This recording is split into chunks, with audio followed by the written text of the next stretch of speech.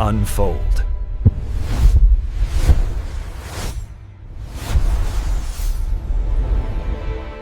(2025년 12월 22일) 안녕하세요. 오늘 좀 충격적인 이야기로 시작해볼까 해요. 네. 1968년에 메릴랜드의 한 평범한 헛간에서요. 인류의 미래를 예언한 것 같다는 그런 평가를 받는 동물 실험이 시작됐거든요. 아, 그 유명한 실험이군요. 네, 이름하여 유니버스 25. 쥐들에게 정말 완벽한 유토피아를 만들어준 실험이에요. 그렇죠. 먹이, 물, 쾌적한 공간까지 다 무한 제공되고요. 천적이나 질병 같은 위협은 완벽히 제거됐죠. 그런데 말이죠. 1588일 뒤에 네. 이 완벽한 세상에 단 한 마리의 쥐도 살아남지 못했어요. 와. 번영의 끝이 전멸이었던 거죠. 그래서 오늘 저희가 함께 파헤쳐 볼 자료가 바로 이 유니버스 25 실험과 2025년 바로 지금 대한민국의 사회 현상을 아주 정교하게 비교 분석한 보고서입니다. 네, 맞습니다. 합계 출산율 0.71, 사회적 고립, 이유 없는 분노 범죄. 이런 현상들이 과연 그 쥐들의 유토피아 붕괴 과정과 얼마나 닮아 있는지, 그리고 가장 중요한 질문이죠. 네, 우리는 과연 그들과 다른 길을 갈 수 있을지 그 답을 한번 찾아보는 시간이 될 겁니다. 네. 이 자료를 관통하는 핵심은요. 밀도에 대한 새로운 관점이에요. 밀도요? 네, 단순히 좁은 공간에 많이 모여 사는 그런 물리적 밀도가 아니고요. 사회적 관계 속에서 개인이 느끼는 심리적 압박감. 그러니까 사회적 밀도와 역할의 부재가 어떻게 한 사회를 서서히 질식시키는지를 보여주거든요. 그렇군요. 실험을 진행한 존 칼럼 박사가 행동의 하수구라고 이름 붙인 개념을 통해서 오늘날 한국 사회의 여러 문제들을 완전히 다른 각도에서 들여다볼 수 있을 겁니다. 행동의 하수구라. 단어부터가 좀 심상치가 않네요. 그렇죠. 자, 그럼 먼저 이 섬뜩한 실험이 대체 어떻게 진행됐는지부터 제대로 한번 들여다보죠. 모든 게 완벽했던 그곳에서 도대체 무슨 일이 있었던 걸까요? 모든 것은 건강하고 아주 활동적인 쥐 4쌍으로 시작됐어요. 딱 8마리였군요. 네. 처음 104일은 A단계, 즉 적응기였죠. 쥐들이 이제 새로운 환경을 탐색하고 서로 관계를 맺고 자신들의 사회 구조로 말겨갔어요. 아주 활기 넘치는 시기였습니다. 그 후에 B단계, 성장기에 들어서면서 개체수가 55일마다 2배씩, 그야말로 폭발적으로 늘어나서 600마리까지 불어납니다. 와, 그야말로 인구 폭발, 베이비붐 시대였네요. 이때까지만 해도 아주 이상적인 사회처럼 보이는데요. 그렇죠. 겉보기엔 정말 번영의 시대였어요.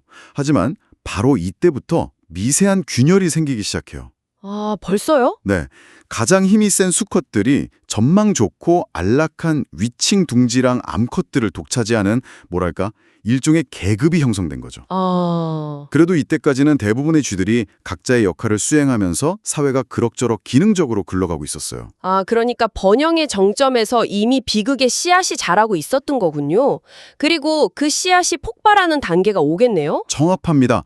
실험 시작 315일째 개체수가 2,200마리에 육박하면서 C단계, 정체기가 시작됩니다. C단계? 네, 바로 여기서부터가 이 실험의 핵심이에요. 물리적 공간은 여전히 충분했어요. 하지만 사회적으로 의미 있는 역할이 완전히 고갈된 상태가 온 겁니다. 역할의 고갈이요? 네, 내가 차지할 둥지도 암컷도 지켜야 할 영역도 없는 수컷들이 그냥 넘쳐나기 시작한 거죠. 칼론 박사는 바로 이 상태를 행동의 하수구라고 불렀어요. 행동의 하수구. 네, 병적인 행동들이 마치 하수구의 오물처럼 한 곳에 고여서 썩어가는 상태를 의미해요. 구체적으로 어떤 그런 병적인 행동들이 나타났나요? 우선 경쟁에서 완전히 밀려난 수컷들이 패배자 그룹을 형성해요. 패배자 그룹. 네, 이들은 펜 중앙광장에 모여서 하루 종일 무기력하게 있다가 아무 이유 없이 갑자기 옆에 있는 다른 쥐를 잔인하게 공격하는 이른바 묻지마 폭력을 행사하기 시작합니다. 잠깐만요. 그건 마치 지금 우리 사회에서 자신의 자리를 찾지 못한 개체들이 아무런 동기 없이 분노를 터뜨리는 현상과 너무 비슷하게 들리는데요? 그렇죠. 그리고 또 다른 축에서는 모성의 붕괴가 일어납니다. 모성이요? 네, 수컷들이 둥지를 지키는 역할을 포기하니까 암컷들이 엄청난 스트레스에 시달리게 돼요. 결국 자신의 새끼를 공격하거나 둥지 밖으로 내쫓아버리는 일들이 비일비재해졌어요. 그 결과 유아 사망률이 96%까지 치솟습니다. 96%요?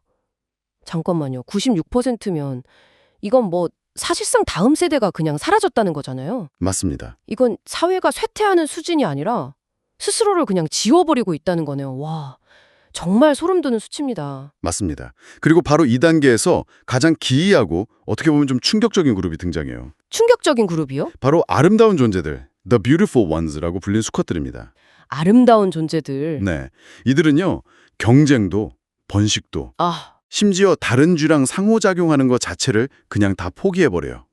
그리고 오직 먹고 자고 자기 털을 핥고 닦는 행위, 즉 그루밍에만 몰두합니다. 자기 관리만 하는 거군요. 네, 다른 쥐들은 싸우느라 온몸이 상처푸성인데 이들은 상처 하나 없이 매끄럽고 윤기나는 털을 가졌어요. 완벽한 뭐랄까 나르시시즘적인 자폐 상태에 빠져버린 거죠. 겉모습은 가장 완벽하지만 사회적으로는 완전히 죽어버린 존재들이군요. 와, 이 이미지가 정말 강렬하네요. 결국 마지막 단계는 불 보듯 뻔한데요? 네, 마지막 D단계의 사멸기에선 번식이 완전히 멈춥니다. 결국 아름다운 존재들이 늘어나고 암컷들은 출산을 거부하고 살아남은 쥐들은 너무 일찍 사회적 관계 맺기를 포기해서 짝짓기 방법조차 배우지 못했어요. 칼군 박사는 이 현상을 두 번의 죽음이라고 설명했어요. 사회적 역할과 생존 본능이 사라지는 정신의 죽음이 먼저 오고 정신의 죽음? 네, 그 후에 육체적 죽음이 따라온다는 거죠. 정신이 죽은 종은 설령 살아남은 개체가 있더라도 이미 멸종한 것이나 다름없다는 무서운 경고였습니다. 알겠습니다. 와, 실험 이야기는 여기까지만 듣는 것도 충분히 암울한데 이제 정말 두려운 부분으로 넘어가야겠네요. 네, 이 자료는 지금 한국 사회가 C단계의 끝 혹은 D단계의 초입에 서 있다고 경고하고 있잖아요. 네, 보고서는 몇 가지 핵심적인 현상을 통해서 그 유사점을 분석하고 있어요. 먼저 앞서 말씀드린 사회적 밀도의 문제예요. 사회적 밀도. 서울의 살인적인 인구 밀도 자체도 문제지만 더 큰 문제는 SNS를 통해 24시간 내내 타인의 삶과 나를 비교하게 되는 문화죠.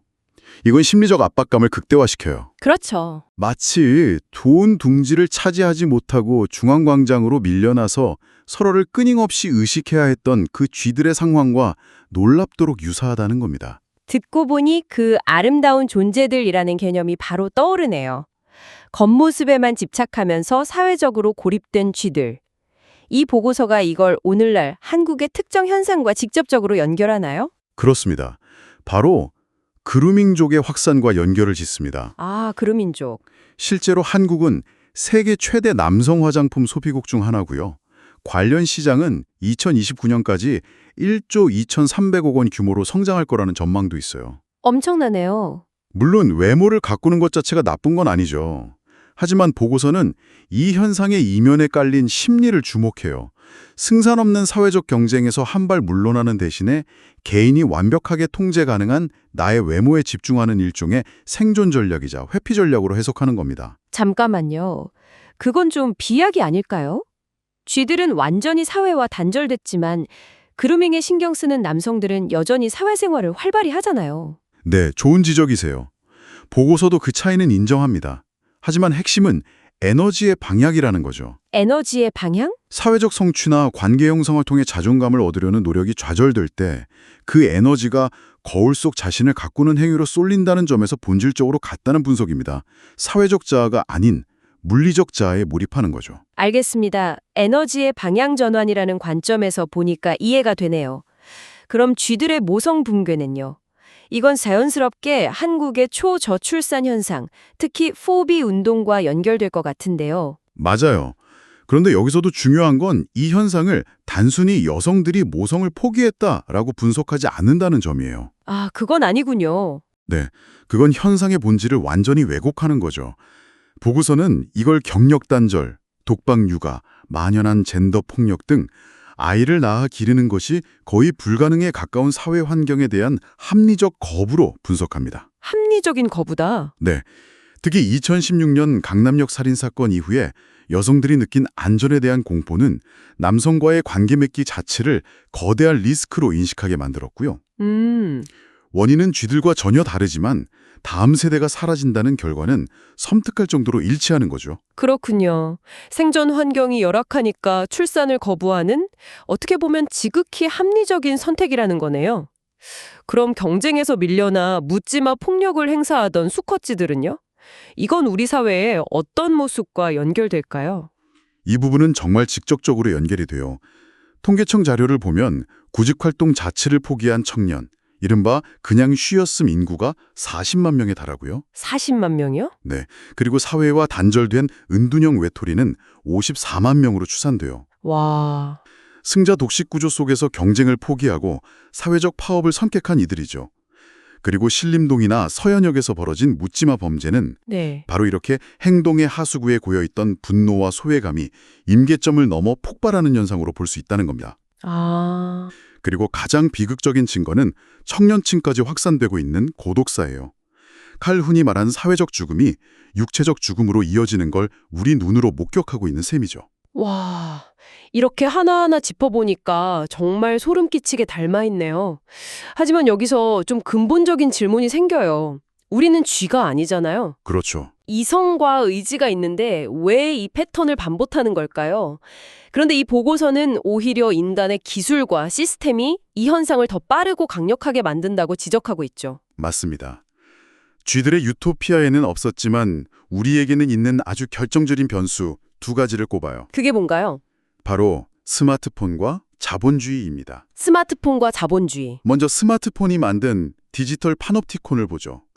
쥐들은 그냥 눈앞에 보이는 다른 쥐와만 비교하면 됐어요. 하지만 우리는 스마트폰을 통해 24시간 전 세계 상위 1%의 삶을 들여다봐요. 맞아요. 인스타그램 알고리즘은 끊임없이 나보다 더 행복하고 더 부유하고 더 아름다운 타인의 삶을 전시하면서 상대적 박탈감을 구조적으로 만들어내죠. 거기에 사이버레카 같은 존재들은 타인의 불행이나 사회적 갈등을 먹이 삼아 수익을 창출하면서 사회 전체의 스트레스 총량을 인위적으로 늘리고요. 네, 맞아요. 쥐 실험에서는 볼 수 없었던 인지적 과부하와 자존감의 시스템적 파괴가 일어나는 거군요. 정확해요. 그리고 자본주의 시스템은 그루밍 현상을 훨씬 더 복잡하고 기괴한 형태로 변형시킨다는 분석도 나와요. 어떻게 말이죠? 쥐들의 그루밍은 그냥 털 고름이었지만 인간의 그루밍은 자본주의와 결합해요. 한국의 엄청난 성형수술 시장이나 명품 소비 열풍은 경쟁에서 도태되지 않으려는 절박한 생존 몸부림이자 일종의 갑옷이라는 거죠. 아, 갑옷이요? 아름다운 존재들이 상처 없는 털을 가졌다면 인간은 뼈를 깎고 명품으로 자신의 사회적 서열을 증명하려 한다는 겁니다. 아, 그러니까 쥐들의 그루밍이 회피였다면 인간의 그루밍은 회피인 동시에 어떻게든 이 경쟁 시스템 안에서 살아남으려는 처절한 적응의 형태를 띈다는 거군요. 네, 내면의 공허함을 물질로 채우려는 시도이기도 하고요. 네, 바로 그 지점입니다. 그래서 인간의 상황이 어쩌면 쥐들보다 더 위험할 수 있다는 경고를 하는 거죠. 자, 그럼 이쯤 되면 정말 숨이 막힙니다. 이 암울한 분석들을 듣고 있으니 우리가 마치 쥐들처럼 정해진 멸종의 시나리오를 향해 걸어가고 있는 것만 같아요. 이 보고서 혹시 해결책에 대한 이야기도 하고 있나요? 아니면 그냥 경고로 끝나는 건가요? 다행히도 여기가 바로 인간과 쥐의 결정적인 차이가 드러나는 지점이라고 말해요. 아, 정말요? 쥐는 주어진 환경, 즉 그 펜을 스스로 바꿀 수 없었지만 인간은 우리를 둘러싼 시스템을 재설계할 수 있다는 거죠. 아, 그래서 이 자료는 몇 가지 인간만의 해법을 제시하고 있습니다. 오, 정말 다행이네요. 어떤 것들이 있을까요? 첫째는 공간과 관계의 재설계입니다. 공간과 관계. 네, 극단적인 고립과 과도한 연결 사이에서 균형을 찾는 거예요. 예를 들어 최근 늘어나는 코리빙 하우스나 소셜 다이닝처럼 각자의 프라이버시는 철저히 보장하면서도 느슨한 형태의 연대를 통해 사회적 고립을 막는 거죠. 아, 느슨한 연대? 네, 혼밥이 일상이 된 시대에 함께 식사하는 행위만으로도 디지털 연결이 절대 줄 수 없는 정서적 안정감을 얻을 수 있다는 거예요. 1인 가구가 급증하는 상황에서 굉장히 현실적인 대안이네요. 과도한 간섭은 피하면서도 최소한의 사회적 연결망은 유지하는 것. 두 번째는 디지털 디톡스와 규제입니다. 우리를 끊임없이 비교와 불안으로 몰아넣는 이 디지털 하수구를 정화해야 한다는 거죠. 정화해야죠. 프랑스처럼 법적으로 연결되지 않을 권리를 보장하거나 사이버레카 방지법 같은 구체적인 제도를 통해 가짜뉴스와 혐오 콘텐츠의 확산을 막는 노력이 필요하다고 강조해요. 시스템의 변화가 필요하다는 거군요. 결국 개인의 의지만으로는 한계가 명확하니까요. 맞습니다. 그래서 세 번째 해법으로 성공의 다원화를 제시해요. 성공의 다원화? 유니버스 25의 비극은 알파 수컷이 되는 단 하나의 성공 모델만 존재했기 때문이기도 해요. 그 외의 삶은 모두 실패로 규정됐죠. 그렇죠. 우리는 달라야 한다는 겁니다. 실패해도 다시 도전할 수 있는 사회 안전망을 촘촘히 만들고 결혼과 출산만이 유일한 정상가족 모델이 아니라 비혼 공동체나 생활동반자법처럼 다양한 삶의 방식을 제도적으로 인정해야 한다는 거죠. 한 번 실패하면 끝이라는 공포를 사회 전체가 함께 걷어내는 것이 핵심입니다. 마지막으로 제시하는 해법이 가장 근본적인 이야기 같아서 인상 깊었어요. 영성의 회복이었죠. 네, 카룬 박사가 가장 경계했던 것이 바로 영혼의 죽음, 즉 첫 번째 죽음이었잖아요. 맞아요. 물질적 풍요가 절대 해결해주지 못하는 내면의 빈곤과 존재의 의미에 대한 질문을 다시 던져야 할 때라는 겁니다. 네. 끝없는 경쟁의 논리가 아니라 존재 자체의 가치를 묻는 인문학적 성찰, 그리고 무엇보다 타인의 고통에 공감하는 능력을 회복하는 것. 이것이야말로 쥐와 인간을 가르는 최후의 보루라고 이 보고서는 힘주어 말하고 있습니다. 정리해보죠. 모든 것이 완벽했던 쥐들의 유토피아는 결국 서로를 파괴하는 지옥이 되었습니다. 2025년의 대한민국은 역사상 가장 풍요로운 시대지만 그 안의 사람들은 그 어느 때보다 외롭고 불안합니다. 네, 오늘 우리는 유니버스 25라는 50년도 더 된 실험을 통해 우리 사회의 가장 어두운 단면을 거울처럼 비춰봤네요. 이 분석의 결론은 어찌 보면 아주 명확해요. 실험실의 쥐와 달리 우리에겐 저 문을 들고 나갈 선택권이 있다는 겁니다. 선택권. 네, 혐오 대신 연대를, 고립 대신 연결을, 경쟁 대신 공존을 선택할 의지와 능력이 우리에겐 있죠. 우리는 시스템을 탓하며 서로를 물어뜯는 대신 함께 시스템을 고치고 서로의 손을 잡을 수 있는 존재라는 걸 잊지 말아야 합니다. 자료의 마지막 문장이 긴 여운을 남깁니다. 쥐들의 유토피아에 없었던 단 하나. 그것은 바로 서로를 살리려는 마음이었습니다. 네, 이 질문을 오늘 이 이야기를 들으신 여러분께 남겨드리고 싶네요. 과연 우리는 쥐들과 다른 선택을 할 수 있을까요? 그리고 그 선택을 위해 바로 나는 지금 무엇을 할 수 있을까요?